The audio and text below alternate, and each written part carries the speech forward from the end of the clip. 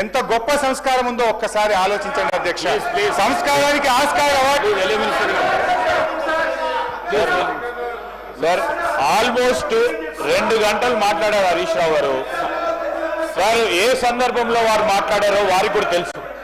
ఏ సందర్భం పురస్కరించుకొని ముఖ్యమంత్రి గారి కుటుంబం పైన, లేకుంటే గౌరవ శాసనసభ్యులకు సంబంధించిన కుటుంబాల పైన, లేకుంటే ప్రతిపక్షాలకు సంబంధించిన కుటుంబ సభ్యుల పైన మాట్లాడుతూ ఉన్న కొన్ని సోషల్ మీడియా ఛానల్స్ కు సంబంధించిన అంశం విషయంలో మాట్లాడటం జరిగింది.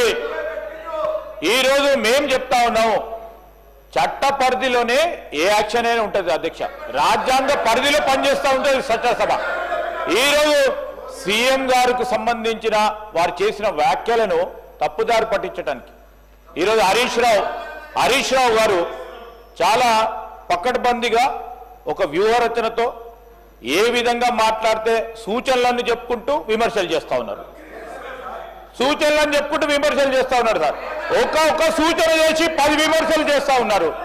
నేను ఈరోజు మేము చెప్తా ఉన్నాం అధ్యక్ష, ప్రతి అంశానికి కూడా సమాధానం ఉంది. మా డిప్యూటీ సీఎం గారు తప్పకుండా సమాధానం చెప్తారు. మేము కూడా ఓపికతో కూర్చున్నాం అందరం. ఒక్కసారి కూడా స్పష్టంగా వేరే మాట్లాడలేదు.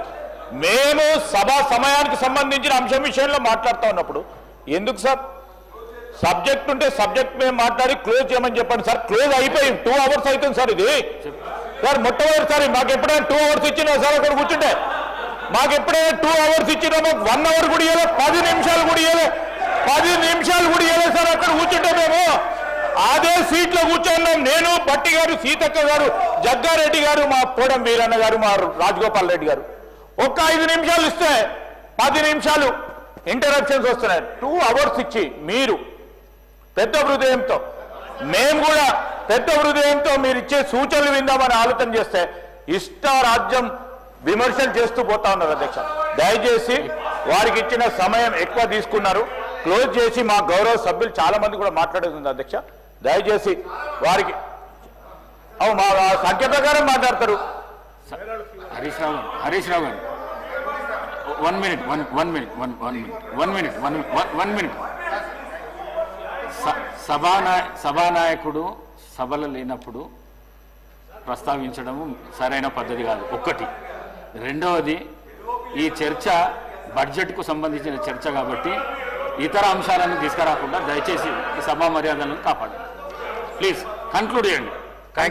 Thank you speaker sir. అంటే నేను కూడా ఏం ఆరోపణలు చేయలేదు అధ్యక్ష. వారు సభలో అన్న మాటను ఉచ్చరిస్తూ మాట్లాడాను. సంస్కారం అనేది ఎంత గొప్పగా ఉందని చెప్పే ప్రయత్నం చేసిన. అసలు సంస్కారానికి ఆస్కార్ అవార్డు లేదు, కానీ ఉంటే గింటే అది గౌరవ ముఖ్యమంత్రి గారికి ఇవ్వచ్చు అని చెప్పే ప్రయత్నం చేసిన అధ్యక్ష. అధ్యక్ష నేను ఒకటే అంటున్నా అధ్యక్ష, వీళ్ళు అధికారంలోకి వచ్చి 16 నెలలు అయింది అధ్యక్ష. ఎంతసేపు బీఆర్ఎస్ ను తిట్టుకుంటా, ఎంతసేపు ప్రతిపక్ష నాయకుడి మీద ఆడిపోసుకుంటేనే కాలం గడుపుతారు అధ్యక్ష. ఇవాళ ప్రజలు ఏమంటున్నారు అధ్యక్ష, ఇంకా ప్రతిపక్ష నాయకుడినో బీఆర్ఎస్ ను తిట్టడం మానండి, మీ హనీమూన్ పీరియడ్ అయిపోయింది, 2వ బడ్జెట్ ను కూడా ప్రవేశపెట్టారు, మీరు ప్రజలకిచ్చిన హామీలు అమలు చేయండి మహాప్రభు అని రాష్ట్ర ప్రజలు మిమ్మల్ని కోరుకుంటా ఉన్నారు. నేను కోరేది ఒక్కటే అధ్యక్ష, ఇలా మీరు పూర్తి స్థాయిలో పెట్టగలిగే బడ్జెట్లు 4, అలా 2 అయిపోయినాయి, అంటే సగం అయిపోయినాయి. ఇక 2 బడ్జెట్లు ఉన్నాయి. అయితే మిగిలిన 2 కూడా ఇటనే మీరు పుణ్యకాలం ఇట్లే చేస్తే కరిగిపోతుంది అధ్యక్ష. దయచేసి ఇప్పటికైనా ప్రజలకిచ్చిన హామీలు అమలు చేయండి. ఇవాళ మీరు ఈ ప్రతికూల పాలసీలు, ప్రతీకార రాజకీయాల వల్ల రాష్ట్ర ఆర్థిక వృద్ధి రేటు మీద నెగటివ్ ప్రభావం చూపుతా ఉంది. రాష్ట్ర ఆదాయం తగ్గుతా ఉంది. ఇప్పటికైనా మేల్కొనకపోతే రాష్ట్రం ముందు మరింత గడ్డు పరిస్థితిని ఎదుర్కోవాల్సిన పరిస్థితి ఏర్పడుతుంది.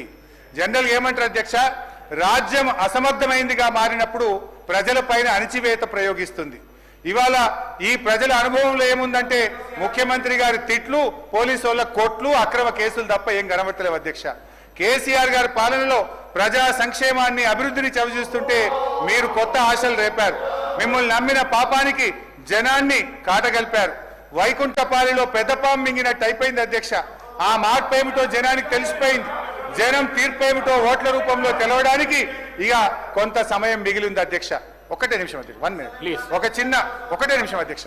ఒక చిన్న కథ చెప్పిన ఉపన్యాసాన్ని ముగిస్తా అధ్యక్ష. ఓన్లీ 1 మినిట్ అధ్యక్ష. పంచతంత్రంలో చిన్నయ్య సూరి గారు చెప్పిన కథ అధ్యక్ష ఇది. పంచతంత్రంలో చిన్నయ్య సూరి గారు చెప్పిన కథ అధ్యక్ష. ఒక నక్క ఆహారాన్ని వెతుకుంటూ ఊర్లోకి వచ్చిందట అధ్యక్ష. అక్కడ రజకులు ఉపయోగించే నీలి రంగు ఉన్న తొట్టిలో పడిపోయింది. ఆ నక్కకి ఏమైపోయింది, ఆ తొట్టిలో పడితే ఆ నక్క ఒంటి నిండా నీలి రంగు అంటుకున్నది. ఆ నీలి రంగు అంటుకున్న తర్వాత అది మళ్ళీ అడవిలోకి పోయింది. ఇదేదో కొత్త జంతువు అనుకొని అడవిలో ఉన్న జంతువులన్నీ భయపడ్డాయట అధ్యక్ష. ఈ నక్క కూడా ఇదేదో బాగుంది, అందరు నాకు భయపడుతుందని నేను దేవుడు పంపిన దూతను ఈ రోజు నుంచి నేనే మీకు రాజును అని ఆ నక్క అన్నదట అధ్యక్ష. జంతువులు భయంతో అంగీకరించాయి. ఆ నక్క జంతువులను అనేక రకాలుగా కష్టపెట్టే భరించాయి అధ్యక్ష. ఒకరోజు ఆ నక్క పెద్ద సభ పెట్టింది, కొత్త చట్టాల గురించి చెప్తుంది. అంతలోనే పెద్ద వర్షం పడి ఆ నక్క అంటిన నీలిరంగంతా కరిగిపోయింది. నక్క నిజస్వరూపం బయటపడ్డది. మాయ మాటలతో మారువేషాలతో పెట్టే భ్రమలు ఎక్కువ కాలంలో నిలవదు అన్నది ఆ యొక్క నీతి సూత్రం అధ్యక్ష. వీళ్ళ మాయ మాటలు కూడా ఎక్కువ కాలం నిలవవు. వీళ్ళ మాటలు, వీళ్ళ యొక్క నీతి ఈ రాష్ట్ర ప్రజలకు అర్థమైపోయింది.